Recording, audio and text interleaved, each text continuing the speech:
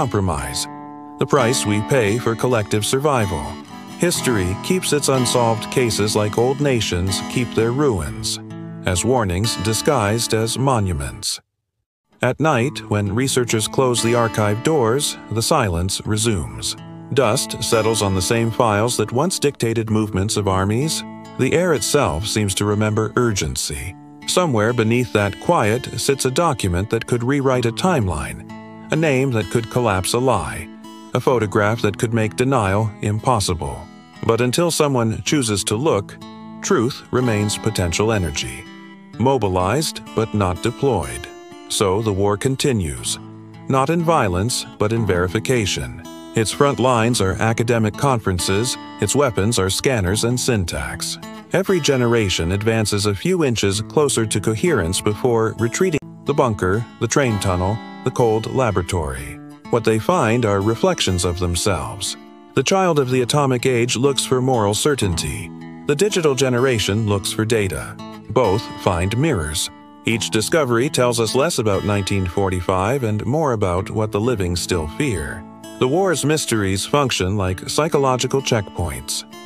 Are we ready to face what victory cost? Are we willing to admit what survival required? The answer, often, is no. So the files stay sealed, the wrecks unraised, the story conveniently incomplete. Perhaps that incompleteness is the real inheritance. The 20th century taught that truth can be destroyed as easily as cities, but also rebuilt, brick by curiosity. Each historian, journalist, or diver entering the archives reenacts the moral act of reconstruction. Their tools differ: pens, cameras, sonars, but the motive remains constant.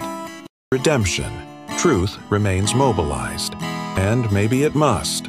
For as long as it keeps marching, humanity keeps learning to question, to verify, to doubt.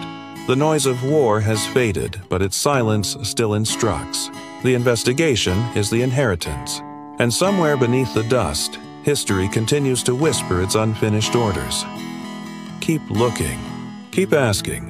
The war is over, but the work isn't. Mystery keeps empathy alive. The questions left unsolved remind us that understanding is not a destination, but a discipline, an act of continuous attention to what resists certainty. The greatest tribute to the dead is not to explain them, but to keep listening for what they can no longer say. The Second World War taught the planet how easily order can disintegrate, how quickly rational systems can turn homicidal, and how fragile the truth becomes under pressure.